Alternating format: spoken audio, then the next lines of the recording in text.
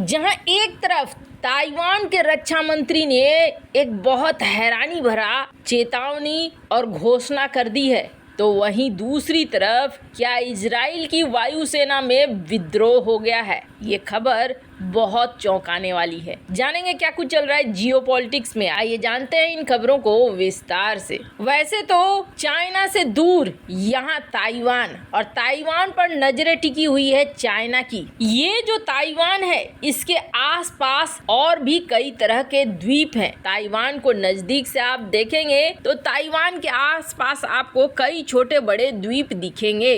ये द्वीप ताइवान के अधिकार क्षेत्र में आते हैं। लेकिन क्या चाइना यहाँ पर कुछ ऐसा करने वाला है जो अचानक से होगा और संभलने का मौका नहीं मिलेगा ताइवान को? क्या कुछ इसी तरीके के प्लान में है चाइना?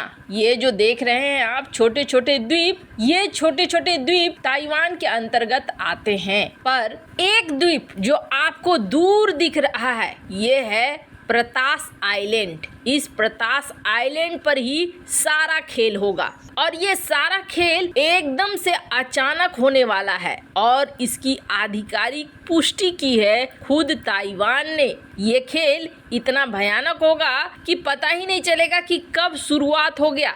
स्क्रीन पर आप देखिए होगा क्या। चाइना की प्लानिंग कुछ ऐसी है कि सबसे पहले इस प्रतास आइलैंड पर हमला करो।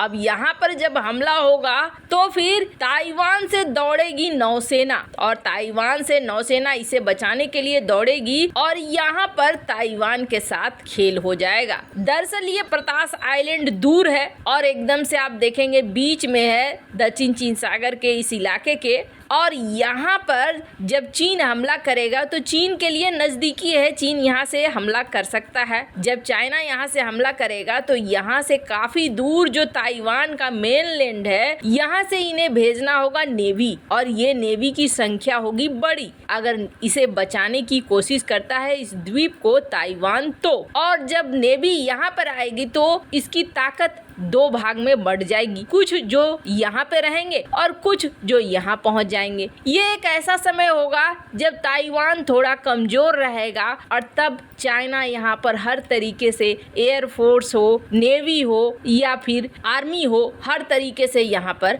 हमला कर देगा। चाइना का यही प्लान है और इस प्लान का खुलासा किसी और ने नहीं बल्कि ताइवान के रक्षा मंत्री खुद कह रहे हैं। ताइवान के रक्षा मंत्री ये कह रहे हैं कि दक्षिण चीन सागर में हालात एकदम से टाइट हो रहे हैं और इन सब के बीच में चीन की सेना नजदीक स्थित, अपने क्षेत्र के नजदीक स्थित ताइवानी इलाके में अचानक घुसपैठ कर सकती है और हमें इसके लिए अलर्ट रहना होगा। ताइवानी रक्षा मंत्री चियू कुओ इन्होंने ऐसे समय में चेतावनी दी है जब ताइवान स्ट्रेट में लगातार चीन अपनी सेना को भेज रहा है। चीन की सेना और नौसेना लगातार ताइवान को डराने में लगी हुई है। चीन की सेना ने अब तक ताइवान के चारों ओर डराने वाली हरकतें की है, लेकिन उसने ताइवान के कब्जे वाले किसी इलाके में घुसपैठ नहीं किया है। पिछले साल ताइवान के चीन से सटे एक टापू पर चीनी ड्रोन घुसाया था। ताइवान की संसद में बयान दे रहे थे रक्षा मंत्री, तब इन्होंने कहा कि चीन की सेना एक बहाना ढूंढ रही है कि कैसे घुसा जाए और इस वक्त ताइवान बड़ी संख्या में अमेरिकी हथियार खरीद रहा है। इसी को वो बहाना बनाएंगे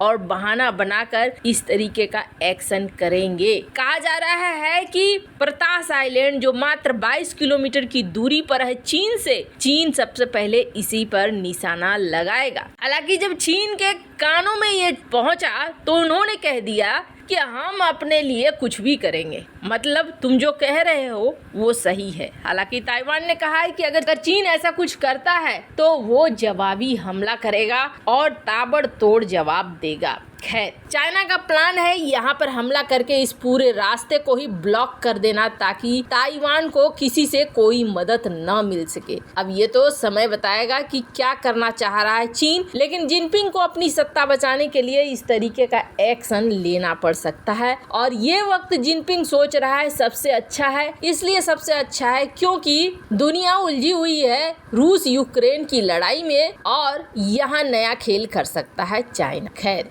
यहाँ एक तरफ ये सब कुछ हो रहा है तो वहीं इजराइल से एक खबर आ रही है, जो खबर सचमुच में थोड़ी चिंता बढ़ाने वाली है। वैसे तो इजराइल में हमारे सबसे करीबी माने जाने वाले नेता इस वक्त पीएम हैं बेंजामिन नेतन्याहू, लेकिन बेंजामिन नेतन्याहू एक ऐसा नियम लेकर आए हैं जिसका विरोध इजराइल में बड़ा पुरजोर तरीके से हो रहा है और काफी समय से हो रहा है। दरअसल बेंजामिन नेतन्याहू ने एक ऐसा प्रस्ताव लाया है जो प्रस्ताव लोगों को पसंद नहीं आ रहा है। लगभग 60 दिनों से लाखों की संख्या में लोग अपने ही प्रधानमंत्री के द्वारा लाए गए इस प्रस्ताव का विरोध कर रहे हैं। उनका कहना है कि ये प्रस्ताव आ गया ना तो लोकतंत्र ही खत्म हो जाएगा। दरअसल इस प्रस्ताव में क्या कहा जा रहा है? इस प्रस्ताव में कहा जा रहा है कि इजरायली सुप्रीम कोर्ट इसके कुछ कंट्रोल लिए जाएंगे। संसद अगर कोई फैसला ले लेती है तो कोर्ट उस फैसले को पलट नहीं पाएगी।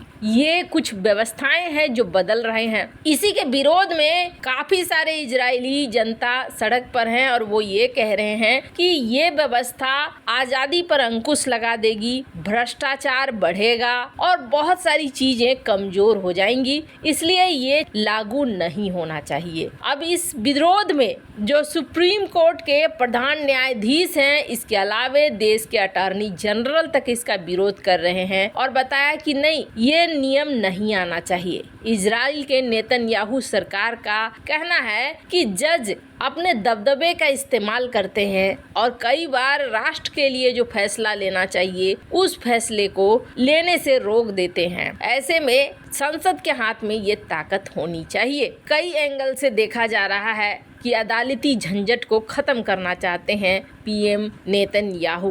परिस्थिति ऐसी हो गई है कि बहुत सारे लोग नेतन्याहू के खिलाफ में मोर्चा खोल रहे हैं, प्रदर्शन कर रहे हैं। तब तक तो सब कुछ ठीक था जब तक इसमें सेना की इन्वॉल्वमेंट नहीं हुई थी। पर अब ऐसा कहा जा रहा है कि इजराइल में वायुसेना के दर्जनों रिजर्व कर्मचारियों ने ऐलान किया है कि वो सरकार के इस व्यवस्था के खिलाफ में ट्रेनिंग डे पर ड्यूटी में हिस्सा नहीं लेंगे। इजरायली वायुसेना के 69वें स्क्वाड्रन के 40 में से 37 रिजर्व पायलट जो F-15 जेट्स चलाते थे, इन्होंने एक खुला खत लिखा है और उन्होंने कहा है कि सरकार जो ये नियम ला रही है इसके विरोध में हम 8 मार्च को होने वाले अभ्यास में शामिल नहीं होंगे। ये एक अच्छा संकेत नहीं है। इजरायली सेना ने तो इस पर कोई भी बयान नहीं दिया, पर इजराइल के रक्षा मंत्री ने कहा कि ये ठीक नहीं है और ऐसे विरोध प्रदर्शन की मैं निंदा करता हूँ।